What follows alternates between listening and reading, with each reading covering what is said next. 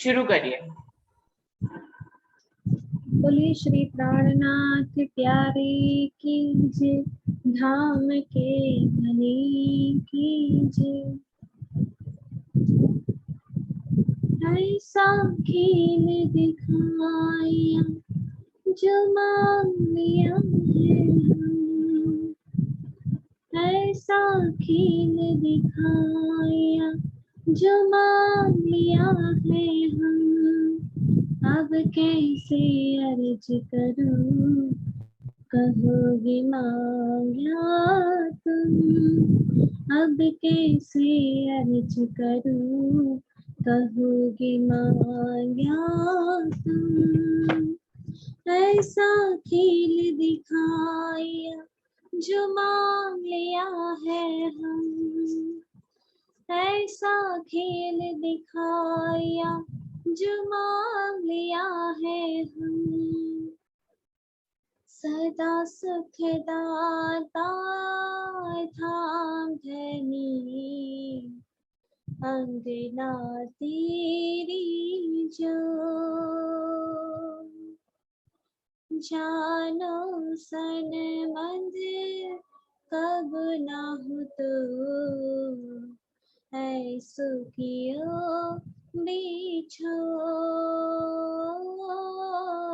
ऐसा खेल दिखाया जो मान लिया है हम, ऐसा खेल दिखाया जो मान लिया है हम। अब कैसे अर्ज करूं, कहोगे मांगा तुम। अब कैसे अर्ज करूं, कहोगे मांगा तुम। ऐसा खेल दिखाया जो मान लिया है हम।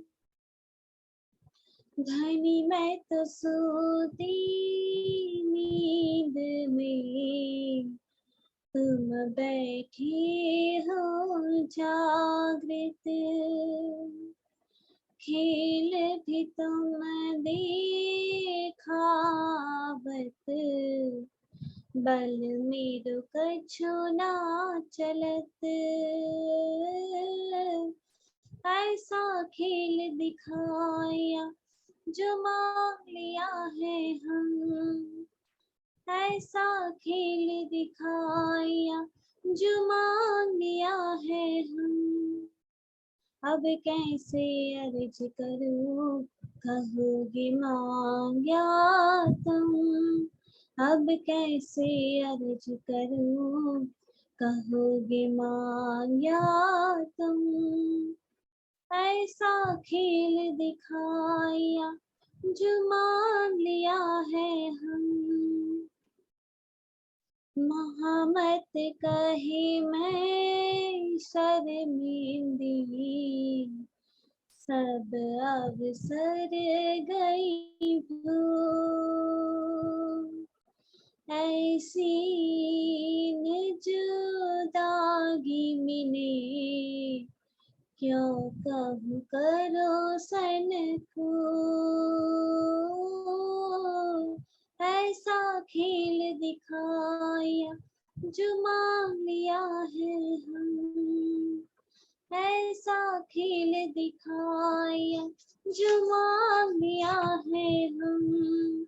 अब कैसे अर्ज करूं, कहोगे मांगा तुम।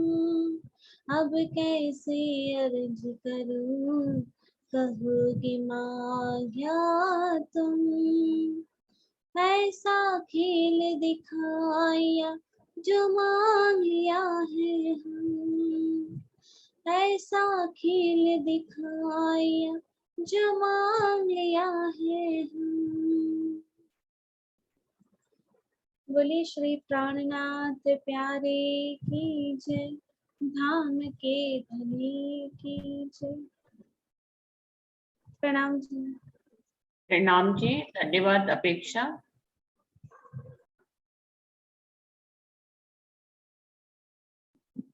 सुंदरता जी शुरू करते हैं। सभी को प्रेम प्रणाम जी। प्रणाम।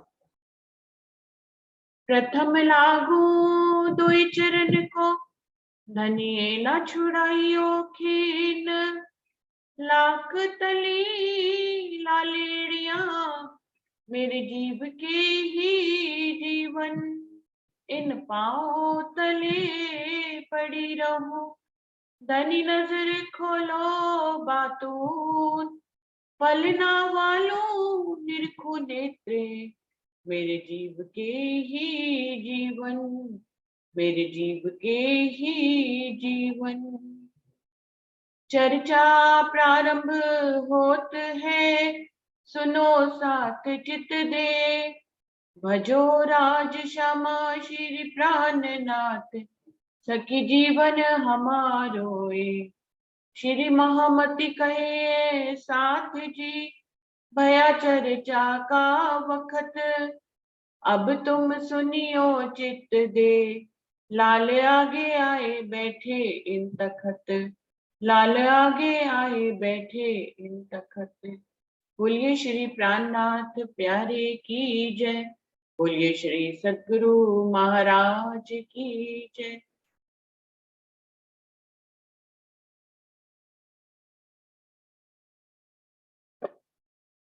सुदर्शन जी, बीतक साहब वाणी का ये 54 प्रकरण चल रहा है, जिसकी 40 चौपाई हो गई थी।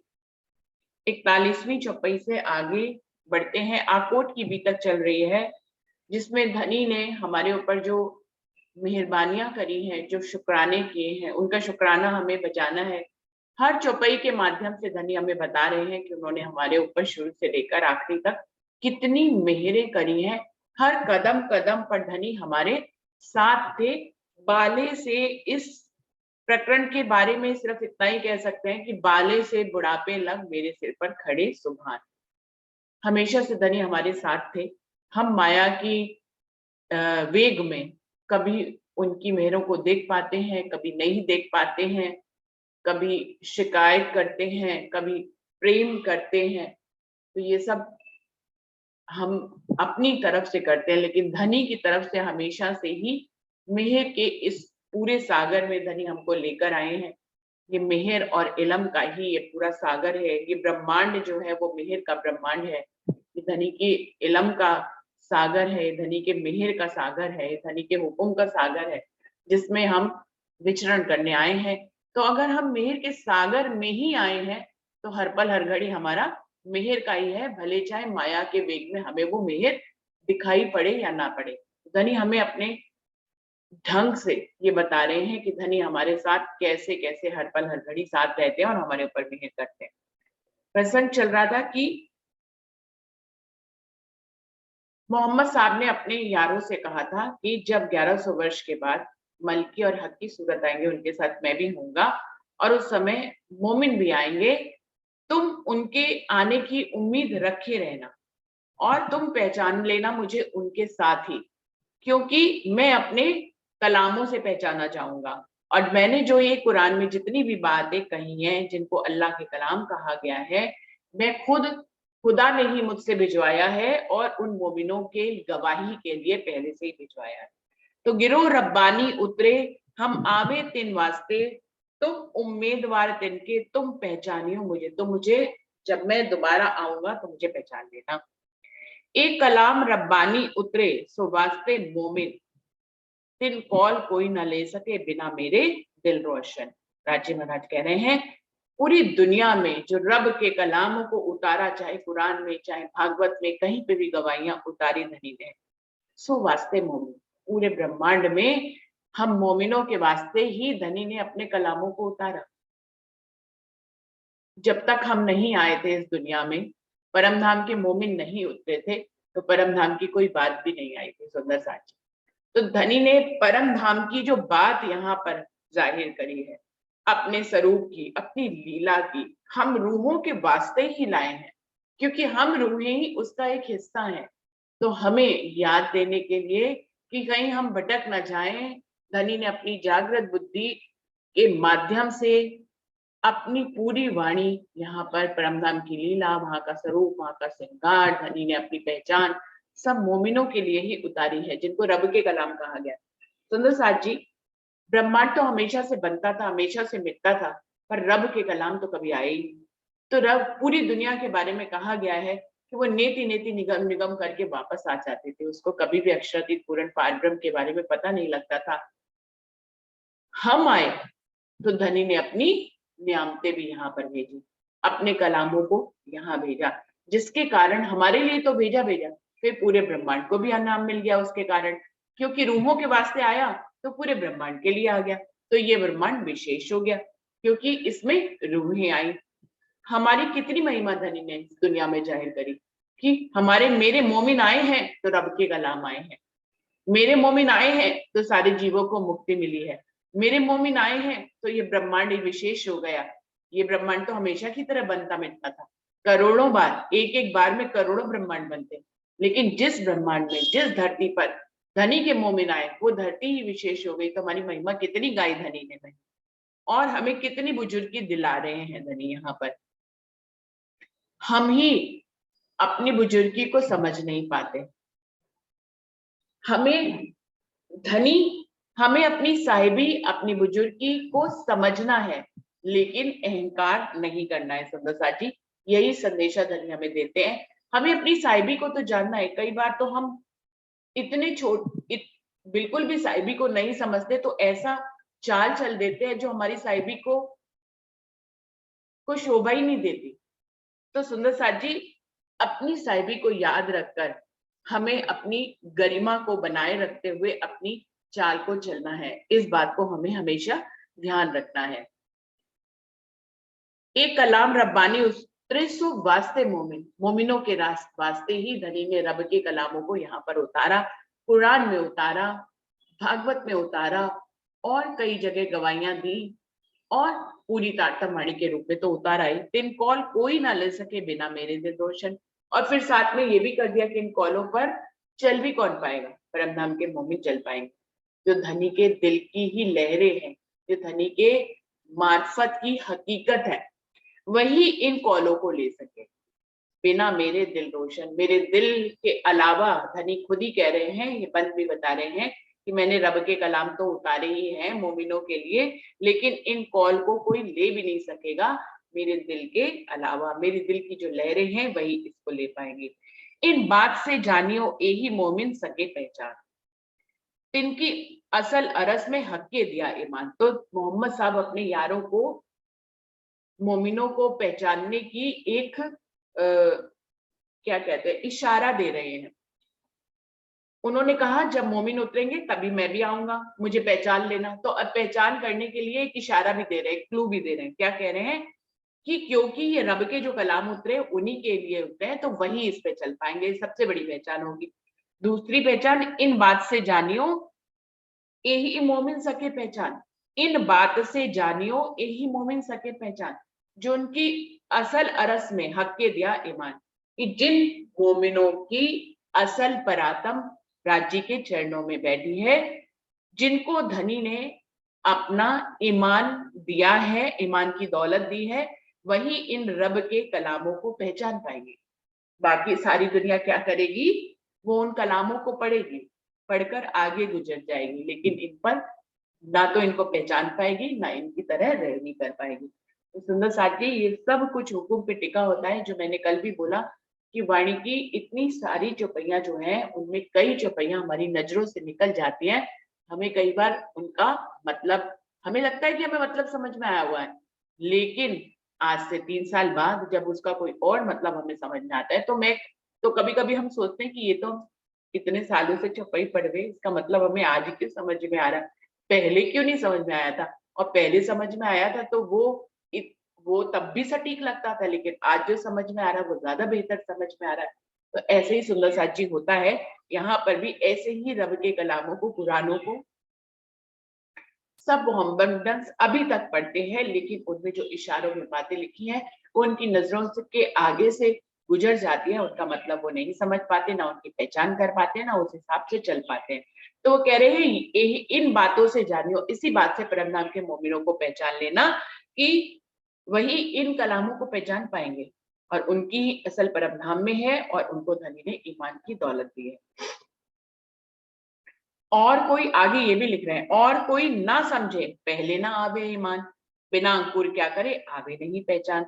और कोई तो इन बातों को समझ नहीं पाएगा, उसकी नजरों के आगे से ये आयतें निकल जाएंगी, उसको इसका मतलब समझ में नहीं आएगा और उसको वहीं पर ही संतुष्ट कर देंगे। जिसको जहां पहुंचाना होता है वहीं पे धनी उसको संतुष्ट करते हैं, जो जहां की रूह होती है उसको वहीं जाकर चैन और करार आता है।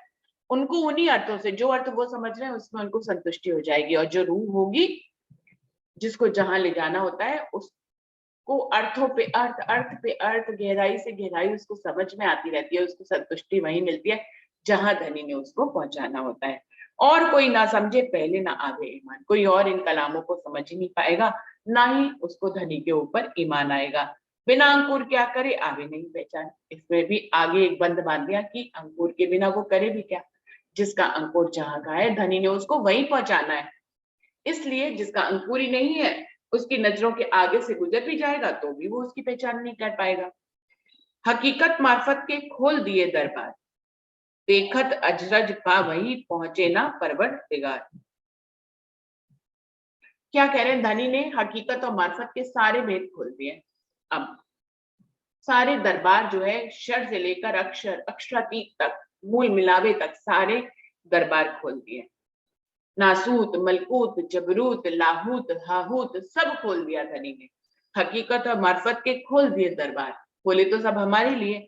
देखत अचरज पावई पहुंचे ना परवरदिगार। दुनिया वाले उसको देखते रहेंगे, आश्चर्यचकित होते रहेंगे, लेकिन फिर भी खुदा को नहीं पा पाएंगे। क्यों नहीं पा पाएंगे? क्योंकि उनका अंकुर नहीं है, धनी ने उनको पहचाना नहीं है। सबसे बड़ा बंध तो यही बांध दिया, तो फिर पहुंचे ना परवरदिगार, खुदा तक नहीं पहुंच पाएंगे। सातों निशान कयामत के लिखे बीच बातों, मोमिन देखे जाहिर हुए जिनके दिल रोशन। फिर अगली बात भी कह रहे हैं धनी, क्या कह रहे हैं, कयामत के सातों निशान भी लिख दिए, सारी गवाहियां लिख दी, सारे निशान लिख दिए जिनसे पहचान सके कि कयामत कब आने वाली है। तो सातों निशान कयामत के लिखे बीच बातों, बातूनी रूप से अल्लाह के कलामों में, कुरान में लिखा हुआ है। मोमिन देखे जाहिर, सिर्फ मोमिन ही उनको देख पाएंगे और उनकी पहचान कर पाएंगे। हुए जिनके दिल रोशन, जिनके दिल में धनी की बाड़ियां आ गई है, धनी का ईमान आ गया है, धनी की मेहर आ गई है, वो उनके हुए जिनके दिल रोशन, जिनका उनके जागृत बुद्धि के ज्ञान से दिल रोशन हो चुका है, वही इनको, वही मोमिन इसको देख पाएंगे। तो सुंदर साथ जी, हमको, हम मोमिनों को धनी ने पूरे ब्रह्मांड से अलग थलग दिखाया है, हमारी साहिबी को बुजुर्गी के रूप में दर्शाया है।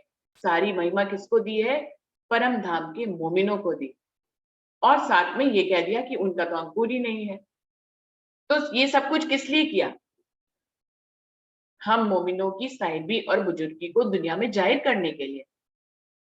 इस प्रकार से धनी हमारे ऊपर कितनी मेहर कर रहे हैं कि वो हर पल हर घड़ी अपने मोमिनों की साहिबी को दुनिया में जाहिर कर रहे हैं, और उनके जैसा बंद उनके लिए बांध रहे हैं, वैसा किसी और के नहीं है। हर किसी को तो वहां पहुंचा भी नहीं रहे हैं जहां धनी हमें पहुंचा रहे हैं। तो कह रहे हैं मोमिन देखी जाहिर हुए जिनके दिल रोशन। हजरत ईसा आया, ले आया किल्ली गंज कलाम, पहचान भई मोमिन को आए बीच इस्लाम। मलकी स्वरूप श्यामा मरानी, ईसा रुअल्लाह इस दुनिया में आएंगे 11वीं सदी में, 10वीं सदी में आएंगे, 11वीं सदी, 10वीं, 11वीं, 12वीं, 3 सदियां होंगी। ले आए किल्ली गंज कलाम, इन कलामों को खोलने की चाबी लेकर टाटम मणि वो लेकर आएंगे। पहचान वही मोमिन को, और फिर इस चाबी से पहचान किसको होगी? परम धाम के मोमिनों को होगी। आए बीच इस्लाम, वही निजानंद संप्रदाय के राहों में आ जाएंगे, वही निजानंद संप्रदाय की चाल चल पाएंगे, वही सच्ची रहनी कर पाएंगे। तो जब श्यामा महारानी को भेजा धनी ने चाबी लेकर, किसके लिए? हमारे लिए, हमारी बुजुर्गी को जाहिर करने के लिए। ऊपर से उसकी चाबी खोलने की कला भी किसको दी? हमको दी, जिससे कि हम ही खोल पाए, हम दुनिया में अलग जाहिर होए, हमारा ज्ञान एकदम सर्वश्रेष्ठ रूप में जाहिर होए, हम दुनिया में मिल से ना जाए, हम उनसे मिले हुए ना दिखाई दे। तो सुनिया सुंदर साथ जी, कितनी बड़ी बात है कि धनी ने हमें जागृत बुद्धि का ज्ञान देकर हमें पूरे ब्रह्मांड से अलग थलग और सर्वोपरि दिखाया है, और कहा है कि यही मोमिन पहचान पाएंगे आए बीच इस्लाम, और यही निजानंद संप्रदाय की सच्ची राह को अपना पाएंगे। आया 10वीं सदी में ने बातून हुई जाहिर, रहे बरस 74 चीने ना कोई बाहिर। अब वो कह रहे हैं कि श्यामा रुअल्लाह श्यामा मरानी जब इस दुनिया में आए, 10वीं सदी के बीच में आए, बातून हुई जाहिर, परमधाम की बातूनी बातें उनके माध्यम से भी जाहिर हुई। उन्होंने चाहे आड़का लीला के माध्यम से जाहिर करी हो, लेकिन उन्होंने ब्रज जाहिर करी, राज जाहिर करी, परमधाम की 25 पक्ष जाहिर करे। कभी वो हौज कौसर दिखाते थे, कभी जमुना जी दिखाते थे, सुंदर साथ को उसमें स्नान कराते थे। धनी खुद आकर उनके रूप में कभी जो है रूहों की मांगों को पूरा करते थे, कभी उनको सोने की कड़ाई देते थे, कभी कुछ देते थे, कभी कुछ देते थे। तो आया 10वीं सदी भी ने बातून हुई जाहिर, परमधाम की बातूनी बातें उनके माध्यम से भी जाहिर हुई। रहे बरस 74 वर्ष तक वो इस दुनिया में रहे, चीने ना कोई बाहिर, लेकिन कोई भी उनके स्वरूप की पहचान नहीं कर सका। कई माजजे तिनके हुए बीच जमीन, इलम लदुन्नी ल्याइए पड़े ना काहू चीन।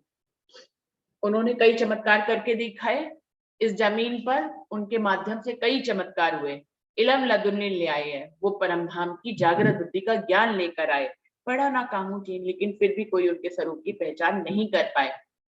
खास बात यह है कि जो उनकी पहचान करेगा वही परमधाम के मोमिन है। जो पहचान नहीं कर पा रहे हैं वो नहीं है, क्योंकि तारतम ज्ञान की कुंजी से परमधाम की सारी बातों को जाहिर करे और फिर भी कोई ना पहचान पाए, इतनी आड़िका लीला करें फिर भी कोई ना पहचान पाए, तो वो ब्रह्म सृष्टि कैसे हो सकती है। हाँ, उनकी पहचान करने के बाद भी धनी ने उनको सुनाया तो वो सब कुछ धनी का हुक्म था, उनको जैसे लीला करनी थी उन्होंने वैसे करी। लेकिन कह रहे हैं कि वो तारतम ज्ञान की कुंजी लेकर आए पर कोई भी उनको पहचान नहीं पाया। शोर किया दज्जाल ने नाजल के वक्त, ए मोको मारेगा वक्त फरदा रोज कयामत। फिर क्या किया, दज्जाल ने लड़ाई करी हमारे साथ। कब, जब वाणी उतर रही थी। जगह जगह जब जब वाणी उतरी तो दज्जाल ने अपने प्रकोप से हर चीज को रोकने की कोशिश किया। अभी हफ्सा में वाणी उतरी, तो जब वाणी लेकर वो बिहारी जी के पास आए तो बिहारी जी ने ही वाणी को ढक दिया। तो क्या हुआ कि जब जब वाणी उतरी तो दज्जाल जो है सामने आया। ए मोको मारेगा वक्त फरदा रोज कयामत, ये कल का दिन आ गया है, क्यामत का समय आ गया है, निश्चय ही ये मुझे मारेंगे।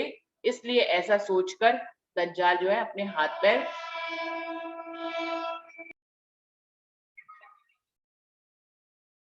पहना जामा दूसरा, आए बैठे बीच इमाम, तब दज्जाल ने जानिया इन्हें मेरे मारने का काम। श्यामा महारानी ने अपना दूसरा जामा जो है उनका इंद्रावती के रूप में आया, इमाम मेहदी के रूप में धनी देवचंद जी ने दूसरा जामा पहना, यानी श्यामा महारानी का दूसरा जामा। पहला हरा उल्ला, दूसरा सफेद गुदरी, इस तरह से दूसरा जामा पहना। आए बैठे बीच इमाम, इमाम मेहदी के बीच में भी श्यामा महारानी आकर विराजमान हुए। तब दज्जाल ने जानिया इन्हें मेरे मारने का काम, और तब दज्जाल ने समझ लिया कि अब ये तारतम वाणी उजागर हो जाएगी और मुझे मारने की पूरा इंतजाम कर लिया गया है। तब इनके सामने लड़ने हुआ तैयार, मोमिन मोसो छुड़ाए के पहुंचावे परवरदिगार। तब जो है वो हक की सूरज श्री प्रार्थना जी के सामने लड़ने के लिए तैयार हो गया। तब इनके सामने लड़ने हुआ तैयार। परमधाम के मोमिनों को जगह जगह परीक्षा देनी पड़ी, राज्य के तीनों स्वरूपों को जगह जगह परीक्षा देनी पड़ी, क्योंकि दज्जाल उनके सामने बार बार आता था। और दज्जाल क्यों आता है, दज्जाल इसलिए आता है क्योंकि उसको लगता है कि ये तारतम ज्ञानी वाणी जो है मोमिनों को मुझसे छुड़ाकर खुदा तक पहुंचा देगी, और तब जो ये मोमिन है मेरे ताबे में नहीं रहेंगे, मेरे नीचे हुक्म के तले नहीं रहेंगे, तब ये खुदा के हुक्म के तले आ जाएंगे। और यही तो धनी चाहते हैं, वो चाहते हैं उनके मोमिन किसी दज्जाल के हुक्म के तले क्यों रहे, इब्लीस के हुक्म के तले क्यों रहे। अगर उनको रहना है तो वो खुदा के हुक्म के तले रहे। इसीलिए जो है वो दज्जाल जो है लड़ने के लिए हमेशा तैयार रहता है, क्योंकि उसको लगता है कि मोमिन मेरे हुक्म के नीचे से निकलकर खुदा के हुक्म के नीचे चले जाएंगे। मोमिन मोसो छुड़ाए के पहुंचावे परवरदिगार, ये जो वाणी है, ये जो तीन स्वरूप आए हैं, ये मोमिनों को मुझसे छुड़ाकर जो है परम धाम तक, अक्षरातीत पूर्ण पारब्रह्म तक पहुंचा देंगे। तब ये मोमिन उन्हीं के प्रेम में मग्न हो जाएंगे और मुझे छोड़ देंगे। इब्लीस हमेशा से चाहता है कि मोमिन उसकी तरफ रहे। मेरा जोरा इनसे चलत नहीं लगा, इस वास्ते छोड़ दूं चार फौज करो तैयार। इसलिए दज्जाल ने क्या किया, कि वो तारतम वाणी के आगे टिक नहीं पाता था, तो उसने कहा कि मोमिनों को उलझाने के लिए उसने 4 फौजें तैयार करी। तो धनी हमारे ऊपर कैसे मेहर करेंगे, इन 4 फौजों से हमें कैसे बचाएंगे, ये धनी बता रहे हैं। 4 फौजें उसने तैयार करी, एक बेईमान औरत और बाजे बजावन हार, तीसरे पढ़ने वाले इलम के, चौथे जादूगर होशियार। 4 कौन कौन सी फौजें हैं? एक बेईमान औरत, औरतें, औरत को, बेईमान औरत को जो है एक दज्जाल का स्वरूप कहा गया है, जो कि पुरुषों को भटकाती है परमात्मा की तरफ से, उनको लगने नहीं देती और अपने में, अपने स्वरूप में, अपने श्रृंगार में वो उलझा लेती है। तो एक बेईमान औरत उनको बनाई गई मोमिनों को फंसाने के लिए, और बाजे बजावन हार और तरह तरह के म्यूजिक। आज तो इतने सारे, इनके बीच में सुंदर म्यूजिक भी है, सुंदर साची सूफी म्यूजिक है, हम सुने उसमें राज्य के ही भाव होते हैं, लेकिन अधिकतर शोर शराबे वाले म्यूजिक जिसपे सुंदर, जो सुंदर साथ सुनते हैं, आज हमारी न्यू जनरेशन सुनती है, उसको खुदा के बारे में कहाँ पता है। तो ये दूसरी फौज है जो हमारे चारों तरफ ब्रह्मांड में बसते रहते हैं तरह तरह के म्यूजिक। तीसरे पढ़ने वाले इलम के, और तीसरी फौज किसकी तैयार करी? शैतान की पढ़ने वाले इलम के, जो इलम को पढ़कर उसके मनमाने अर्थ कर कर सबको भटकाते हैं। तो इनको तीसरे पढ़ने वाले इलम कर, इलम को पढ़कर उसके, कहते तो हैं कि ये खुदा का रास्ता है, ये खुदा की बातें हैं, लेकिन वास्तव में उसमें उनके अपने इलम की चतुराइयां शामिल होती हैं। तो तीसरे पढ़ने वाले इलम के, चौथे जादूगर होशियार, जो करिश्माएं करके, हाथ की सफाई करके सबको मोहते हैं और अपने में बांधते हैं। तो ये 4 फौजें मोमिनों को भटकाने के लिए दज्जाल ने छोड़ी है। तो सुंदर साथ जी, इन चारों को तो हमें हमेशा से ध्यान रखना चाहिए कि हमें इनसे कैसे बचना है। इलम के चातुरी वाले लोगों से बचना है, जो हाथ की सफाइयां दिखाते हैं, चमत्कार दिखाते हैं कि ऐसा कर देंगे वैसा कर देंगे, उनसे भी हमें बचना है। तरह तरह के बेकार के म्यूजिक से हमें बचना है, और जो बेईमान औरतें हैं उनसे हमें बचना है। तो ये 4 जो फौजें हैं उनसे हमें बचना है। जहां कहूं पावे मोमिन, खींचे अपनी तरफ, जिनमें ईमान असल का, सो सुने ना ये खरफ। लेकिन आगे धनी क्या कह रहे हैं? जहां कहीं पे भी मोमिन देखती है, चारों फौजें उनके ऊपर अटैक कर देती है और अपनी तरफ खींचने की पूरी कोशिश करते हैं। लेकिन जिनमें ईमान असल का, जिनके अंदर परमधाम का अंकुर है, जिनके अंदर धनी का ईमान है, जिनके ऊपर धनी ने ईमान की दौलत और अपनी मेहर की दौलत दी हुई है, सो सुने ना एक हरफ, वो इन 4 फौजों से भी खुद को बचा के रखते हैं, एक हरफ भी नहीं सुनते, वो उनके किसी भी बहकावे में नहीं आते। धनी ने वाणी को सिंहासन पर इसीलिए पधराया क्योंकि पूरे ब्रह्मांड में आज इलम की गुंजार तो हो ही रही है, सभी इलम के अर्थ कर रहे हैं, कितने सारे टीके आए हैं, कितने सारे अर्थ हो रहे हैं, मैं भी अर्थ करती हूँ और लोग भी अर्थ करते हैं, जूम पे अर्थ करते हैं, कहीं कहीं पे वीडियोस जाते हैं। लेकिन धनी ने क्या कहा है? वाणी के विरुद्ध जो बोले उसको सही नहीं मानना है, तो वाणी ही सर्वोपरि है। इलम की चतुराइयां नहीं चलनी चाहिए, क्योंकि कभी कभी ये लगता है कि भावों में हम आते हैं, हमें लगता है कि ये सब कुछ जो भी अर्थ है, जो जो इंद्रावती जी ने भी नहीं कहा, सुंदर साथ वो कह रहे हैं, कभी कभी तो ऐसा लगता है। तो हमको क्या जानना है? इंद्रावती ने जो कहा, जो धनी के आवेश ने कहा, जो इस वाणी में कहा गया, जो इस बीतक में कहा गया, वही सर्वोपरि है। इंद्रावती जी हमें यही संदेश दे गई अपने अपने को, जब उन्होंने गुमर जी में विराजमान किया और जाहिर रूप से तन के माध्यम से ओझल हो गए, तो उन्होंने कहा वाणी को ही सिंहासन पर मानना है, कि वाणी जो कहे सिर्फ वही सत्य मानना है, वाणी की गवाही के बिना कोई भी बात कही जाए उसको सही नहीं मानना है। वो सब इलम की चतुराइयां हैं, हमारी बुद्धि है, कहीं कहीं जाती है, तो वाणी की चौपाइयों में भी कहीं कहीं चली जाती है। तो मैं तो कहती हूँ कि जितनी सरलता से धनी ने के आवेश ने ये वाणी कही है, हम उतनी सरलता से ही उसको आत्मसात कर लें तो बहुत अच्छी बात है। हम ऐसे कठिनाइयों में क्यों जाएं, हम ऐसी बातों में क्यों जाएं जो धनी ने भी नहीं कही। धनी ने जो बातें कही हैं वही हमारे लिए सर्वोपरि, हम उन्हीं को ही जीवन में उतार लें तो हमारी चाल, हमारी रहनी जो है मोमिनों के मुताबिक हो जाएगी, हम अपनी साहिबी को के अनुसार चल पाएंगे। अभी तो मैं तो कई बार वो बातें सुनती हूँ, सुनने में आ जाती है मेरे पास अपने अपनी, जो इंद्रावती जी ने भी नहीं कही। सुंदर साथ वो अभी कहाँ से अर्थ कर रहे हैं मुझे नहीं समझ में आता। सुंदर साथ वाणी के अर्थ करने में क्या होता है, अभी भी मैंने बहुत से सुंदर साथी की बहुत अच्छे अर्थ करते हैं वो, क्या जिसमें थोड़ा सा मसाला डला हुआ, थोड़ी सी कहानियां हो, किस्से हो, बात को समझाने के लिए कोई बात कही जाती है, कोई प्रसंग उदाहरण दिया जाता है तो अच्छा लगता है। लेकिन ऐसा कि उसमें कुछ अपनी तरफ से ऐड कर दें, वाणी के चौपाइयों के अर्थों में कुछ अपनी तरफ से ऐड कर दें और उसको और इंटरेस्टिंग बना दे, तो मुझे ये समझ में नहीं आता सुंदर साथ जी। मुझे लगता है कि जितना सरल अर्थ हो, जो कि हमारे दिल में उतर जाए, वो उतना ही श्रेष्ठ होता है और वही हमें चाल चलने के लिए प्रेरित करता है, वही हमारे लिए चाल चलने की। और कठिन अर्थ क्यों करने हैं हमें, सरल अर्थ में ही को ही हम दिल में उतार सकते हैं। और धनी ने जो अपने आवेश से वाणी कह दिया, उसके अतिरिक्त हम क्या कहें, जो उन्होंने कहा हम उसी को आत्मसात कर ले तो बहुत बड़ी बात है, हम उसी पे ही चल ले तो बहुत बड़ी बात है। तो ये कहे जिनमें ईमान असल का सो सुने ना एक हरफ, जिनके अंदर धनी का ईमान होता है, जिनके ऊपर धनी की मेहर होती है, वो इन चारों फौजों से एकदम खुद को होशियार रखते हैं।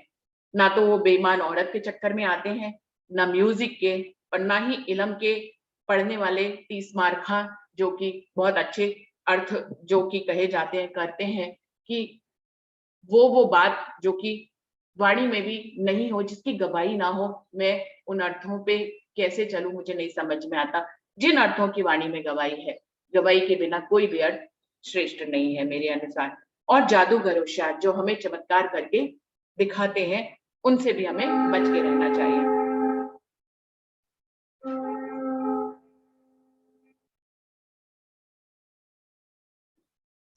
लगा सूर फूकने असराफील करना ए, सन 1090 सुन सैया दौड़ के आए। असराफील को धनी ने हमारे लिए भेजा, जब्राइल को हमारे लिए भेजा।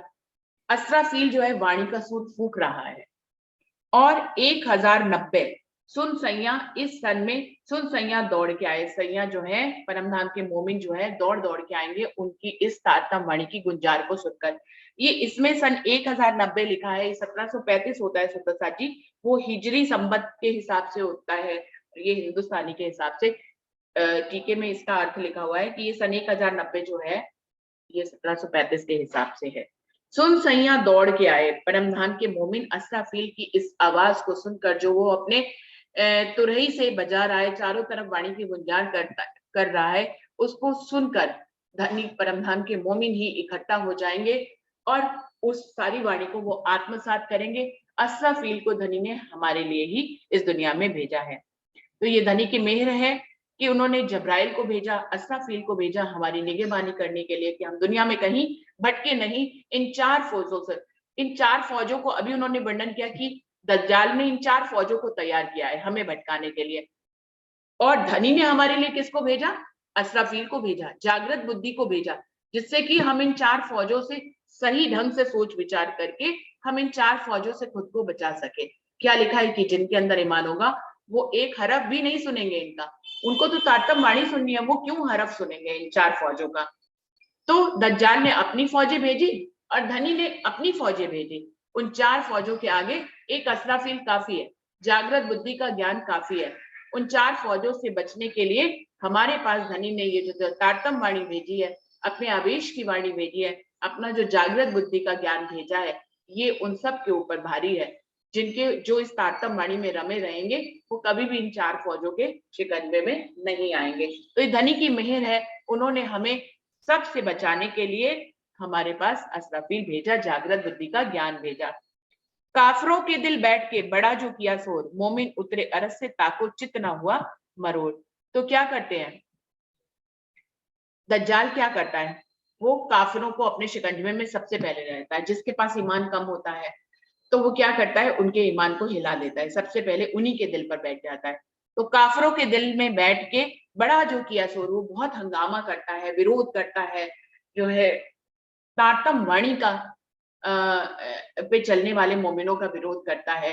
उनकी रहनी पे प्रश्न उठाता है। इस तरह से काफरों के दिल बैठ के बड़ा जो किया शोर, मोमिन उतरे अर्श से, लेकिन जो परम धाम के मोमिन है वो परम धाम से उतरे हैं। ताको चितना हुआ मरोड़, उनके चित्त को वो मरोड़ नहीं सकता, उनके चित्त को वो अपनी तरफ नहीं कर पाता है, चाहे वो कितनी भी कोशिश कर ले, क्योंकि जिनके पास जागृत बुद्धि के ज्ञान का की ज्ञान है, जिन्होंने जागृत बुद्धि के ज्ञान में जो डूबे हुए हैं, जो उसको आत्मसात करते हैं, उसकी सरलता को अनुभव करते हैं, उसको अपने दिल में उतारते हैं और उसी के अनुसार रहने चलते हैं, वो भला दज्जाल उनके सामने कुछ भी कर ले, काफिरों के दिल में बैठ के चाहे कितना शोर मचा ले, लेकिन परम धाम के मोमिन उनके चित्त को वो मरोड़ नहीं पाता है। खेस कबीला कुटुंब सब दज्जाल को लश्कर दिन में से छुड़ाई के पहुंचाए अपने घर। चाहे हमारी जाति हो, पाति हो, हमारा कुटुंब हो, कबीला हो, ये सब दज्जाल के ही रूप हैं, जिनको हम अपना समझ लेते हैं, जिनके लिए पूरा जीवन यापन कर देते हैं।